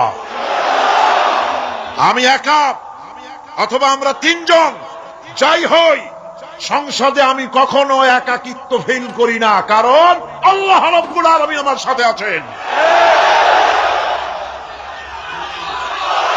এই যৌতুক বিরোধী বিল উত্থাপন করে যৌতুক বন্ধ করতে হবে। 2 নম্বরের কথা হচ্ছে, মেয়েওয়ালারা তারাও আবার একটা খারাপ কাজ শুরু করেছেন, সেটা হলো বেশি পরিমাণের মহারানা চাপায় দেওয়া। মহারানা এটা শরীয়ত কোনো বাধ্যে টেন্দে দেয় নাই। ছেলেপক্ষ যদ্দূর দিতে পারে সেইটা মেয়েওয়ালাদের আন্দাজ থাকা উচিত। অহেতুক যৌতুক, অহেতুক মহারানা চাপায় দিবেন না। এটা একটি ট্র্যাডিশন হয়েছে। 5,55,515 টাকা 1 পয়সা, বাজে কাজ। 11 লক্ষ, হ্যাঁ, যদি ছেলেওয়ালা দেওয়ার মতো হয়, স্ত্রী দেন না, কোনো ক্ষতি নাই। আল্লাহ তো কোরআন শরীফে বলেছেন, তোমার বউরে যদি তুমি পাহাড় সমান সম্পদ দাও, কণা মাত্র ফিরায় নিও না। সুবহানাল্লাহ। আর মহারানার টাকাকে ফরজরূপী দায়িত্ব হিসাবে আদায় করে দাও। কাজে যে মহারানা আদায় হতে পারে এই রকমের মহারানা দেওয়া উচিত। অতিরিক্ত চাপাই দিতে পারবে না। কিয়ামতের দিন ওই পুরুষটাকে আল্লাহর দরবারে জেনা আকারের কাতারে দাঁড়াতে হবে। আমাদের বিবাহ সম্পর্কে কথাটা বললাম, মনে রাখবেন, যৌতুক নিবেন না, আর অতিরিক্ত মহারানার বোঝাও চাপাই দিবেন না। তবে যা দিতে পারে সেই রকমই আপনারা দিবেন। এরপরে আর একটা জিনিস আমাদের দেশে চালু আছে, যা হিন্দু খ্রিস্টানদের সঙ্গে মিলে যায়, তা হচ্ছে কোন সম্মানিত লোক মারা গেল, তার জন্য নীরব হয়ে দাঁড়ায় থাকা। আমাদের পার্লামেন্টের একজন সদস্য মারা গেলেন, সংসদে প্রস্তাব উঠল 1 মিনিট নীরব হয়ে দাঁড়ায় থাকে। আমি বললাম, স্পিকার সাহেব, 1 মিনিট দাঁড়ায় থাকলে যদি সওয়াব হয়, তো 1 মিনিট কেন, আসুন আমরা 25 মিনিট খাড়ায় থাকি। আর যদি কোনো সওয়াবই না হয়, তাহলে এই প্রহসন কেন? আমরা তো আমাদের মা বাপের কবরের কাছে গিয়া কোনোদিন ভূতের মতো খাড়ায় থাকি না। সেখানে তো অবশ্যই আমরা দোয়া দুরূদ পড়ি, ঠিক কিনা? বললাম স্পিকার সাহেব, আমার মাহফিল যদি হতো তা আমি বলতাম সূরা ফাতিহা পড়েন, ইখলাস পড়েন, দরুদ শরীফ পড়েন। এটা আপনার মাহফিল, এটার গার্ডিয়ান আপনি, এটার অভিভাবক আপনি। আপনি সকলকে বলেন সূরা ফাতিহা, সূরা ইখলাস পড়তে। মাননীয় সম্মানিত স্পিকার সাথে সাথে বললেন সকলকে আপনারা ফাতিহা পড়েন, ইখলাস পড়েন, দরুদ শরীফ পড়েন। আলহামদুলিল্লাহ, বলেন আলহামদুলিল্লাহ। আমরা চেষ্টা করছি সংসদের ভেতরে একটা গুণগত পরিবর্তন আনার জন্য। আল্লাহ যেন তৌফিক দেন, জনগণ আমিন। ভাইরা আমার, সুতরাং এই সমস্ত হচ্ছে খ্রিস্টান ইহুদিদের কাস্টমস, তাদের ট্র্যাডিশন, এর সাথে আমাদের কোনো সম্পর্ক নাই। হিন্দুরা খ্রিস্টানেরা কেউ মরে গেলে পরে দাঁড়ায় থাকুক, শুয়ে থাকুক, যেমনি পারে তেমনি করুক, কিন্তু আমি তো মুসলমান, আমি কি? জোরে বলেন আমরা কি? ইসলাম যা এলাউ করে না আমরা তা করতে পারি না। এটা যেন আমাদের সকলের মনে থাকে বন্ধুগণ। এরপরে আমি আরজ করতে চাই, আমি মোনাজাতের দিকে এগোচ্ছি। আমি বুঝতে পারছি মানুষের প্রচন্ড কষ্ট হচ্ছে, মা বোনদের, ভাইদের। এরপরে যে কথাটি আমি বলতে চাই সেটা হলো, বাংলাদেশ হচ্ছে ইসলামের ঘাঁটি, ইসলামের দুর্জয় ঘাঁটি। কেউ কেউ তো বলেন যে বাংলাদেশের ফাইল আল্লাহ নিজে ড্রিল করেন। আল্লাহ সব জায়গায় করেন, সবটাই আল্লাহর কাছে। এ কথা কেন বলে? আমি তার যুক্তি খুঁজে পেয়েছি। সে যুক্তি হলো এই জমিনে ইসলামের বিরুদ্ধে, আল্লাহর বিরুদ্ধে, আলেমদের বিরুদ্ধে, পীরদের বিরুদ্ধে কেউ বেয়াদবি করে জমিনের উপরে কল্লা দেহের সাথে রাখতে পারে না। কথা ঠিক কিনা? সুতরাং বেয়াদবি করা সাহস কারো সিনার ভিতরে যেন না আসে। আমাদের এই দেশে আল্লাহর দ্বীন কায়েম করতে হবে, জমিন আল্লাহ। আমি জিজ্ঞেস করতে চাই, এই লক্ষ লক্ষ জনতার কাছে জমিন কার? আমি খুশি হইতে পারলাম না। আপনারা আল্লাহর নামটা কি জোরে নিছিলেন? গায়ে যত শক্তি আছে ওই শক্তি দিয়ে আল্লাহর নামটা নিছিলেন? যদি না নিয়ে থাকেন, সবটা শক্তি নিয়ে আপনারা বলেন জমিন কার? আরো জোরে বলতে হবে, জমিন কার? আকাশ কার? বাতাস কার? এ মানব গোষ্ঠী কার? আইন চলবে কার? সুতরাং আল্লাহর আইনের উল্টা ধর্ম নিরপেক্ষতাবাদ, জাতীয়তাবাদ, পুঁজিবাদ, সমাজতন্ত্র মানি না, মানি না, মানি না।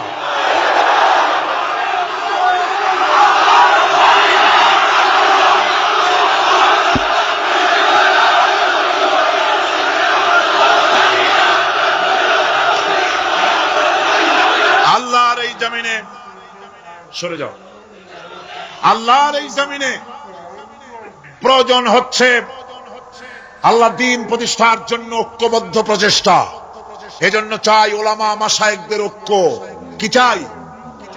ওলামা মাশায়েখদের ঐক্য চাই। কথা ঠিক কিনা?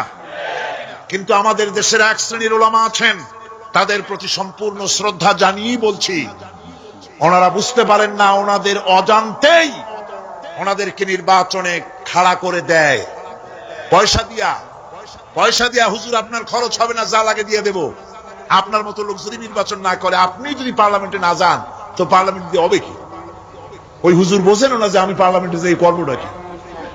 ওখানে যাই পরিকার জানলার দরজা কয়টা গুনিয়ে গুলি দিতে পারবে না। ওনার জামানত বাজেয়াপ্ত হবে, উনি তা নিজেও জানেন।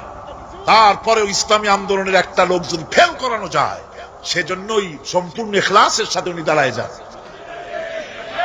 আর এজন্যে পার্শ্ববর্তী দেশ থেকে কিছু লোক আসেন, তারা এসে এদেশের মুসলমান এবং ওলামাদের মধ্যে অনৈক্য ঘটায় যান। তারা যত বড় আলেম হোক আর পীর নামের হোক, আমি তাদেরকে সাবধান হতে বলি। আপনার রাজনীতি আপনার দেশে করুন, আওলাদের রাসূলের নাম লাগাইয়া বাংলাদেশের রাজনীতিতে নাক গলাবেন না।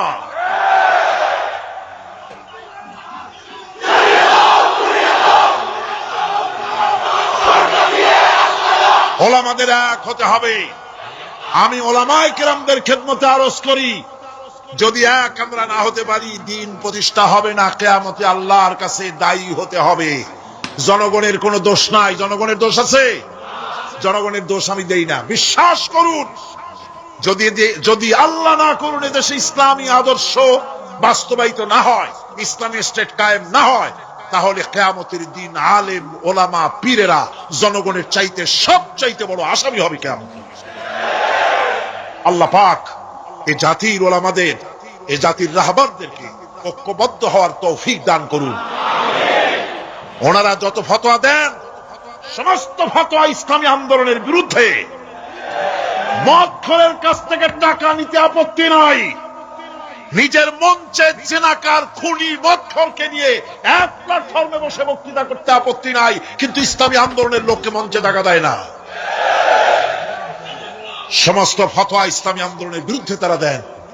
আমি তাদেরকে অনুরোধ করব, আসুন, ঐক্যবদ্ধ হওয়া ছাড়া পথ নাই আল্লাহর দ্বীন প্রতিষ্ঠার জন্য। আর মনে রাখবেন, আপনারা যে ষড়যন্ত্রের শিকারে পরিণত হয়েছেন, যদি দ্বীন প্রতিষ্ঠা না হয়, আর তারা যে স্বপ্ন দেখছে, ইন্ডিয়া এবং তার অনুসারীরা নাস্তিকরা যে স্বপ্ন দেখছে, তা যদি বাস্তবায়িত হয়, কে জামাত করে, কে শিবির করে, কে ফুরফুরার মুরিদ, কে সরসিনার মুরিদ, কে অমুক ইন্ডিয়ার পীর সাহেবের মুরিদ, পাকিস্তান পীর সাহেবের মুরিদ, এগুলা তালাশ করা হবে না। হবে? ওই যে রাশিয়া এসে ঢুকছিল কোথায়? আফগানিস্তানে। সেইখানে সব আলেম ওলামারা জঙ্গলে যাইয়া এক হইল। ওই যে একজন বলছিল যে আমি গেলাম, আমার ছেলে গেল তার মামু বাড়ি, মাইয়া গেল তার নানা বাড়ি, বউ গেল তার বাপের বাড়ি, আমি গেলাম আমার শ্বশুর বাড়ি, যাই দেখি সব এক জায়গায়। এই লোকগুলি আলেম ওলামা পীর বুজুর্গ সব গিয়া পাহাড়ের মধ্যে এক জায়গায় হয়েছে। হায় হায়, সুন্নি, কড়া সুন্নি, গোলাপি সুন্নি, ওহাবি, ঠান্ডা সুন্নি, তারপরে দেওবন্দি, সব এক জায়গায়। হায় হায়, কি সর্বনাশটা করলাম। যদি ঐক্য থাকতাম তাহলে কে আলাসি আমাদের উপরে হামলা হতে পারতো, করতে পারতো? চোখের পানি ফেললো, কানলো, একে অপরকে জড়াই ধরল। তখন অনেক সর্বনাশ হয়ে গেছে, অনেক জীবন দিতে হয়েছে এই ঐক্যের পর। তারপরে আল্লাহ মেহেরবানি করেছেন তওবা করার কারণে। কিন্তু আমাদের দেশে অনৈক্যের কারণে, আল্লাহ না করুন, যদি এখানে ইসলামের দুশমন যারা, আজ তো তারা রেডিওতে বসে আছে, আজ তো তারা টিভিতে বসে আছে, আজ তো তারা নাটক তৈরি করে, আজ তারা সিনেমা তৈরি করে। গুলিস্তান কে হার শাখ पर उल्लू बैठे हैं, फिर अंजाम गुलिस्तान क्या होगा। ফুল বাগিচার ডালে ডালে হুতুম বেচারা বসে আছে, এ ফুল বাগানের অবস্থা কি হবে? নাস্তিক, মুরতাদ, বেঈমান সব এগুলিকে দখল করে আল্লাহর দ্বীনকে বুড়ো আঙ্গুল দেখাবার প্রচেষ্টা চালাচ্ছে। যদি তাদের স্বপ্ন কামিয়াব হয়, তাহলে মনে রাখবেন, ওই কাবলির মতো, যে কাবলি এসে দেখছিল যে বাঙালি ছেলে, বাংলাদেশি ছেলে, সে জাম খেতেছে, জিজ্ঞেস করছে তুম সব ক্যা খায়া করতে হো? বলছে হাম সব জাম খায়া করতে হ্যাঁ। কাবলি বলছে হাম খা सकते हैं, क्यों नहीं, जरूर तशरीफ लाइए दरख्त पर और मजे से खाइए। আসেন, গাছে ওঠেন, জমের খাওয়া খান। কাবলি উঠছে, এখন ও তো আর বোঝে না যে কোনটা ভালো লাগবে, কাঁচা পাকা যা পায় তাই খায়, মুখ কেসে কষে ভরিয়া কয় এত মজা লাগে না। মজা লাগবে কোনটা, কেমনে কি, তোমরা খাও কেমনে? ছেলে বলতেছে দেখো কালা কালা যেগুলি আছে ওইগুলো খাও, এগুলি হলো মজা। সে তখন কালো কালো খাচ্ছে। ওই কালো জামের উপরে বসা ছিল কালো ভ্রমর। আপনারা কি কন? ভ্রমর। এই ভ্রমর বসা আছে জামের উপর। কাবলি তো আর বোঝে টোঝে নাই, ভোমরা শুদ্ধা ধরছে। কাবলির হাতের মধ্যে ভ্রমর পড়ছে। এখন কাবলির হাত তো বোঝেন সাগর কলার মতো আঙ্গুল, ওর ভিতরে ভ্রমর পড়ে ভোঁ ভোঁ করছে। কাবলি বলছে ভোঁ করো, ভাঁ করো, छोड़ेगा नहीं, काले काले जितने पाएंगे सब खा छोड़ेंगे। কালো পাইলি হয়েছে। সুতরাং ইসলাম বিরোধীরা যদি সুযোগ পেয়ে যায়, দেওবন্দি মাদ্রাসায় কে পাশ করেছো, পটিয়াকে, হাটাজারিকে, ফুরফুরাকে, সরসিনাকে, দেওবন্দিকে, আলিয়াকে দেখা হবে না, পাইকারি ধরে দাড়ি টুপি ধরে ধরে হত্যা করা হবে।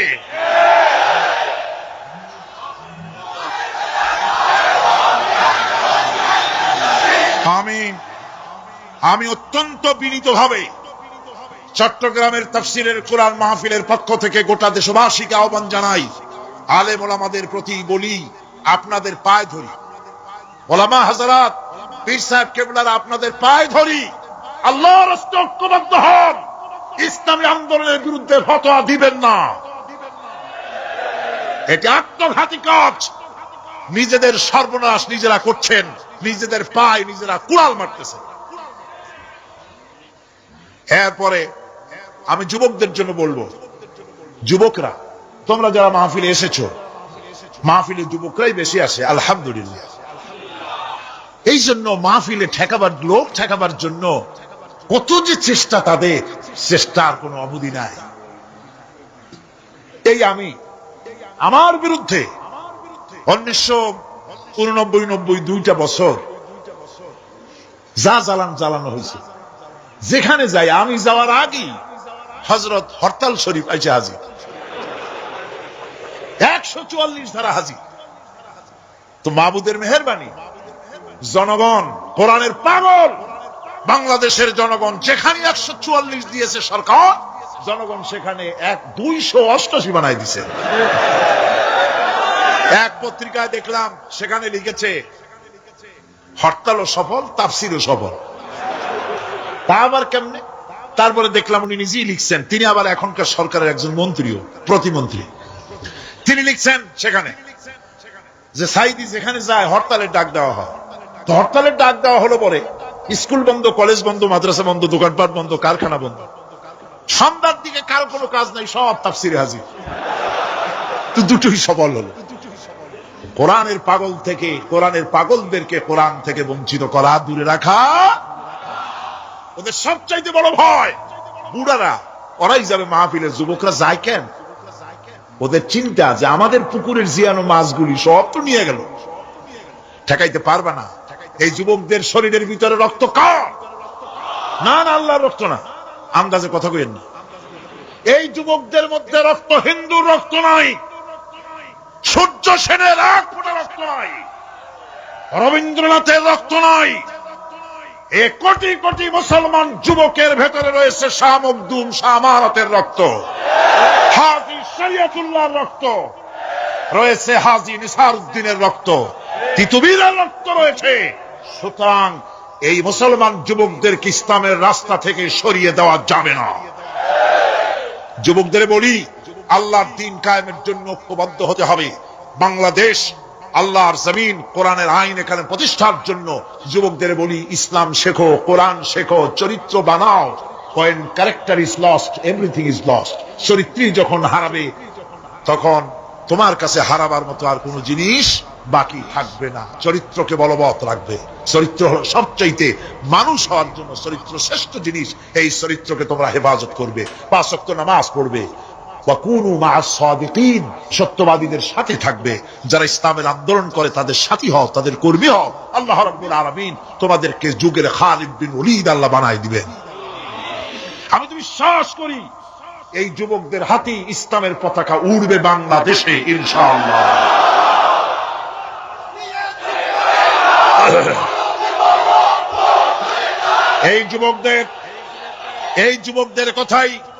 এই যুবকদের কথাই আল্লাহ পাকের নবী বলেছেন।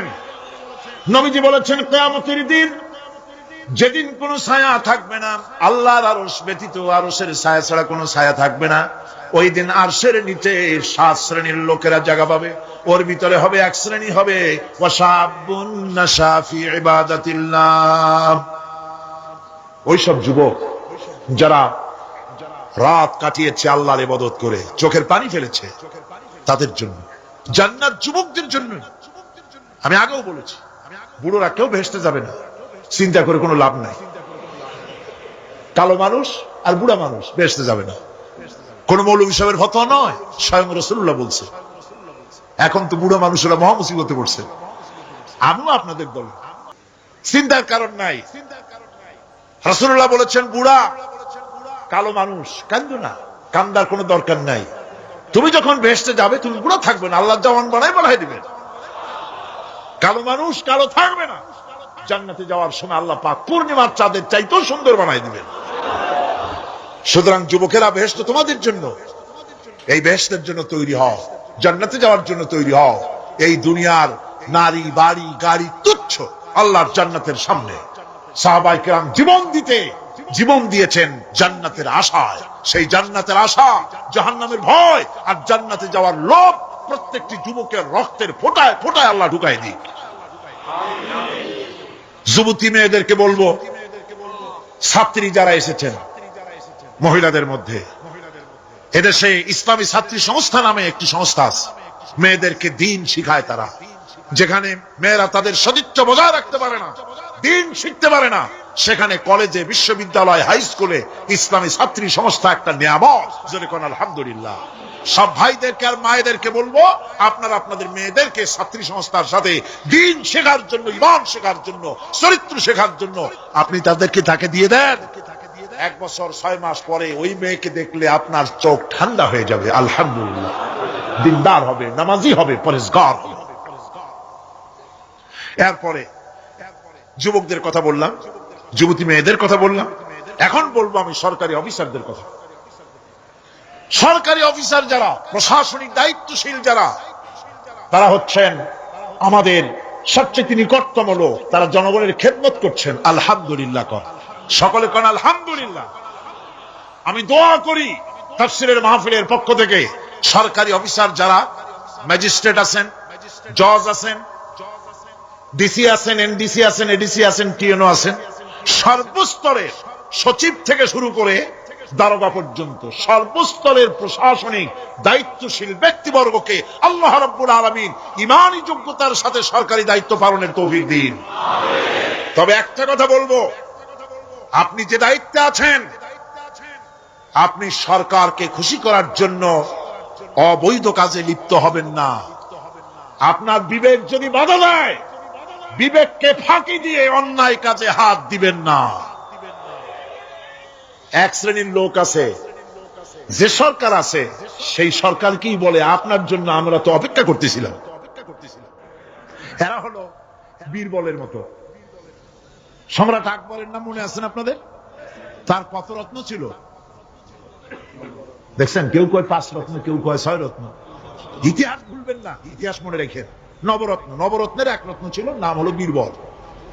সম্রাট বাজারে গিয়েছে, তরকারি দেখতে গিয়ে বেগুন চোখে পড়েছে।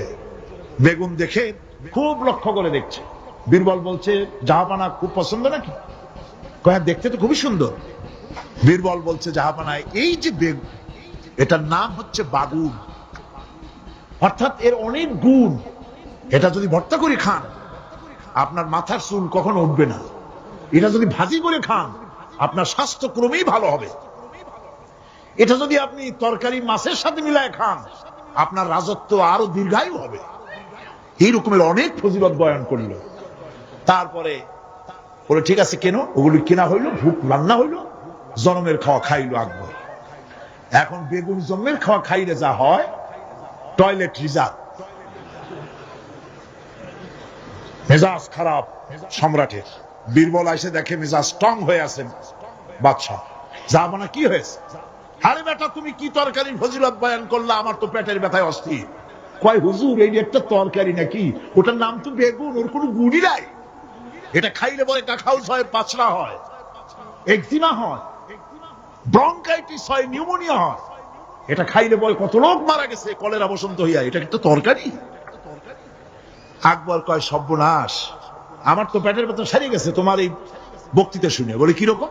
কালকেই বেগুনের এত ফজিলত বর্ণনা করলে, আর আজকে বেগুনের এত কুচ্ছা বলছো তুমি, একই মুখে 2 রকম। বীরবল বলছে, জাহাপানা কিছু মনে নেবেন না, আমি তো বেগুনের চাকরি করি না, আমি তো জাহাপানার চাকরি করি।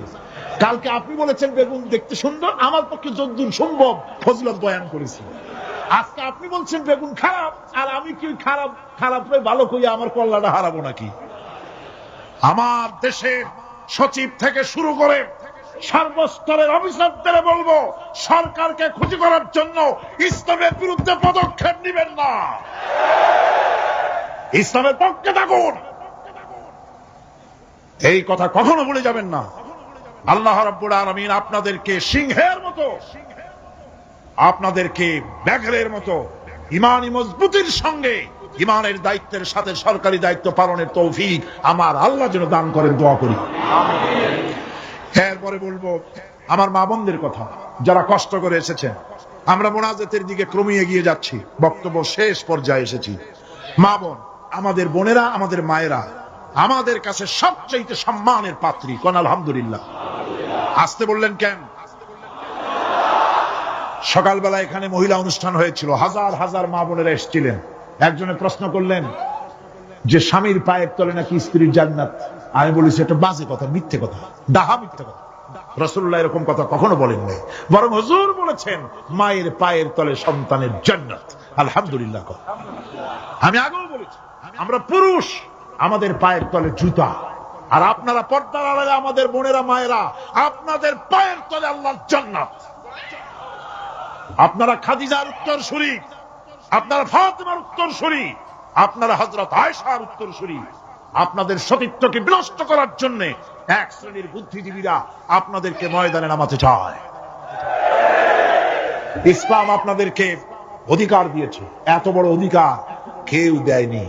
আমি সব সময় বলি, মায়েরা বোনেরা, আমার দেশের মুসলিম মহিলারা যদি জানতেন ইসলাম তাদেরকে কি মর্যাদা দিয়েছে, এরা যদি তারা জানতেন, তাহলে ইসলামের দেওয়া অধিকারটা পাওয়ার জন্য তারা রাস্তায় নেমে মিছিল করতেন যে শুধু ইসলাম আমাদের যে মর্যাদা দিয়েছে সেইটা ফিরায় দাও, আর কিচ্ছু চাই না, ওইটাই ফেরত দাও। মা বোনেরা, ইসলাম প্রতিষ্ঠিত হলে পরে বাংলাদেশে যদি ইসলাম কায়েম হয়, আপনাদের চাকরি, শিক্ষা, ব্যবসা, আপনাদের সবটা ইসলাম সংরক্ষণ করবে। অর্ধেক জনশক্তি নারী, আপনাদেরকে অবহেলা কেউ করতে পারবে না। রাসূলুল্লাহ করেন নাই, আল্লাহ করেন নাই। রাসূলের মসজিদে আল্লাহর নবী নিজে মহিলাদের জন্য জায়গা করে দিয়েছেন। আজও মসজিদে নববীতে বাবুন নিসা, মহিলাদের জন্য আলাদা দরওয়াজা রিজার্ভ রয়েছে। আলহামদুলিল্লাহ, আলহামদুলিল্লাহ। আমার মা বোনেরা, রাসূলুল্লাহ সাল্লাল্লাহু আলাইহি ওয়াসাল্লামের সব ছেলেরা, ছেলে মারা গেলেন, বেঁচে ছিলেন সব মেয়েরা। এমন একটা হাদিস খুঁজে পাওয়া যাবে না যে আল্লাহর নবী দোয়া করে বলেছিলেন আল্লাহ ছেলে মরে গেল, আমার একটা ছেলে দাও। বলেন না, মেয়েতেই সন্তুষ্ট ছিলেন। কোন আলহামদুলিল্লাহ। আমার হুজুর বলেছেন বিদেশে যাবে, বাজারে যাবে, কিছু না কিছু উপহার সামগ্রী বাড়ি কিনে নিয়ে যেও, আর ঘরের মধ্যে ঢুকে প্রথমেই দিবে, মেয়েকে দিয়ে দেওয়া শুরু করবা। সুবহানাল্লাহ কইতে ইচ্ছা করে না মেয়েরা? প্রথমে কারে দিবা? মনে রাখবেন আপনারাও, প্রথমে মেয়েকে দিবেন, প্রথমে মেয়েকে দিবেন, মেয়েকে যত্ন করবেন।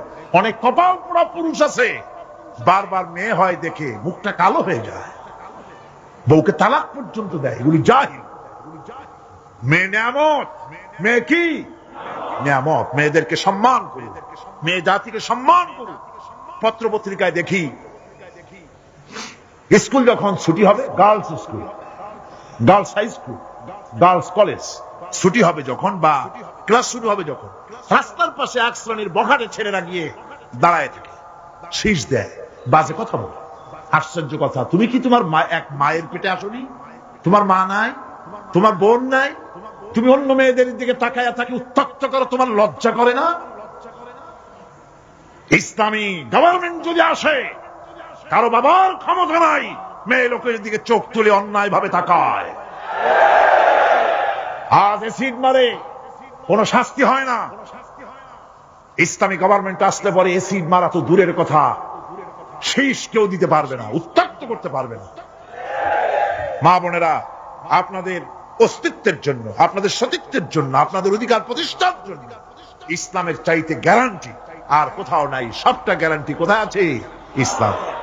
সুতরাং সমস্ত পুরুষদের বলবো, নারী জাতিকে সম্মান করার জন্য। নারী জাতিকে আল্লাহ পাক সম্মান দিয়েছেন, রাসূল করিম সাল্লাল্লাহু আলাইহি ওয়াসাল্লাম সম্মান দিয়েছেন। আল্লাহর নবী বলেছেন, নবীজির কাছে প্রশ্ন হয়েছে খেদমত করব কার? হুজুর বলেন তোমার মায়ের। তারপরে কার? তোমার মায়ের। তারপরে কার? তোমার মায়ের। তারপরে কার? তোমার পিতার। আল্লাহর নবী মায়ের বাপের চাইতে মায়ের মর্যাদা 3 গুণ বাড়াইয়া দিলেন। সে যে মাই হোক, আপন মা হোক আর সৎ মা হোক, মায়ের মামাই। মা যদি নামাজ না পড়ে, রোজা না রাখে, চরিত্র যদি খারাপ হয়, মাকে চোখ রাঙাইয়া কথা বলা যাবে না। সুবহানাল্লাহ কোন? চোখ রাঙায় কথা বলা যাবে না, ধমক দেওয়া যাবে না, সেনসিটিভ পয়েন্ট। বুখারী শরীফের হাদিস, মা বাপ খুশি, আল্লাহ খুশি। মা বাপ নারাজ, আল্লাহ নারাজ। মা বাপকে অসন্তুষ্ট করে বেহেশতে যেতে পারবেন না। মা বাপকে খুশি করেন, মাকে সম্মান করুন, মহব্বত করুন। আল্লাহ শিখাই দিয়েছেন, মা বাপ এমন সেনসিটিভ পয়েন্ট যে ব্যবহারটা আল্লাহ শিখাইছেন। কে শিখাইছে?